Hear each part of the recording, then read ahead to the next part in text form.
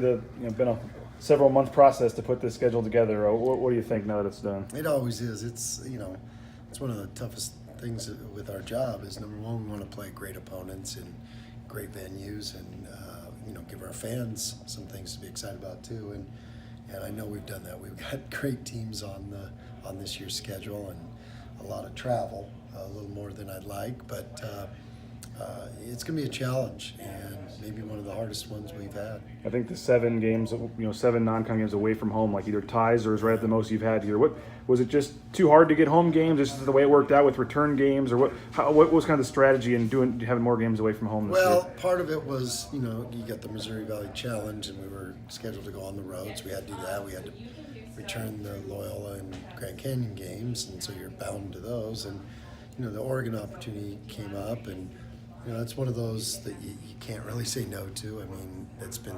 terrific games for the fans, and it's a great rivalry, and Dana's always got one of the best teams in the country, and certainly does this year coming up. So that was one that you just couldn't say no to, and you get those on your schedule, and those are flagship games that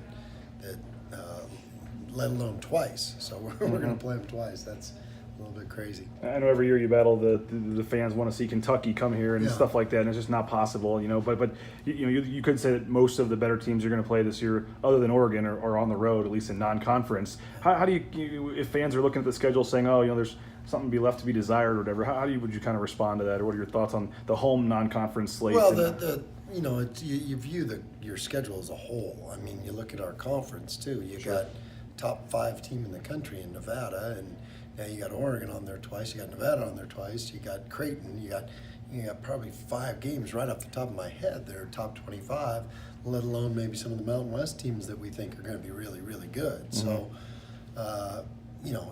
there's a balancing act to it too. You can't have 30 top 25 games. I mean, that's unrealistic. But when you look at that as a whole, that's a pretty impressive schedule, and it's going to be a tough schedule. I know that.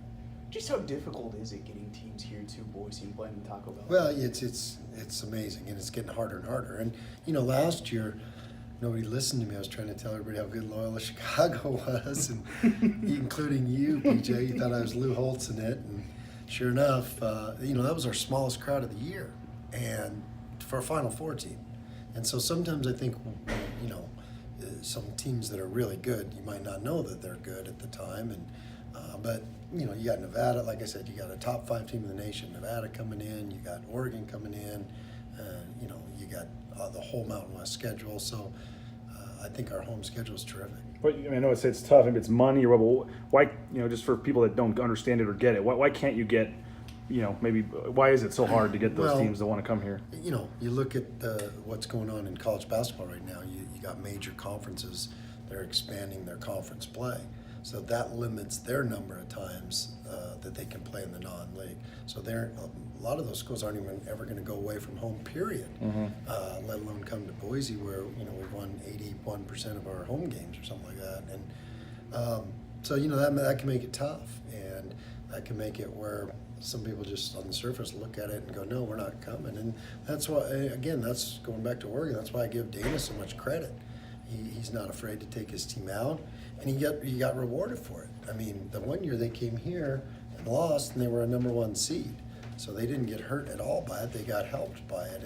And I think he sees the big picture of this is going to help our RPI, and this is going to – so, you just want more people to start to try to do that. But, again, it wasn't for lack of trying. We probably called every BCS school in the country 5 times, and, but I'm just happy that we got the Ducks to do it. And again, it's a credit to Dana.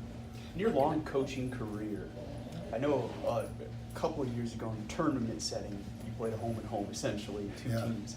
Have you ever played a home and home in one season? Yeah, we have. We did Wisconsin Green Bay one year, and back when I was at Gonzaga, we did. And New Mexico State do it a lot, and so it's not that uncommon. I mean, it looks weird on your schedule in basketball, but the biggest thing is how good they've been picked by some to win the Pac-12. So you got if they're good enough to do that, they're good enough to be probably top 20 in the nation, maybe even higher.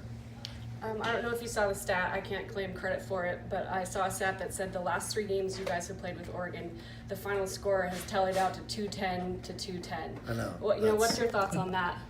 I mean, you couldn't ask for a better, more competitive game, all 3 games. And I mean, one of them came down to a foul, no foul, a shot at the end, a great comeback by them.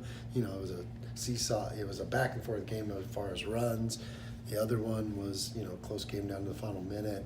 And then, last year we won on a half quarter. I mean, that's pretty amazing. And those games have been great for the fans and great for college basketball. And like you said, though, maybe 3 of the more exciting games that you've seen us play since I've been here. Football teams, they schedule out years ahead, so you never know how good the opponent's going to be or how maybe good you're going to be. You guys are a little closer to now when you schedule out. Do you ever think about just maybe what talent you have versus who you're going to play and how you're going to do and whether that's going to be too challenging for this group or whatever? Yeah, you do, but sometimes there are certain things that I will say that I won't say no to. And one of them is like those games with Oregon. I mean, I want to play them, and our guys want to play them. And whether they're good enough or not good enough, that remains to be seen. It does give you a sense of urgency to become better because we know how good. Starting with our first home games. I mean, we got Idaho State right away, but then you got game after game that's going to be tough, and then you go to the Cayman Islands and open with Creighton. So. There's a lot of big things along the way, and then you got tough games at Grand Canyon, Loyola, and at Drake.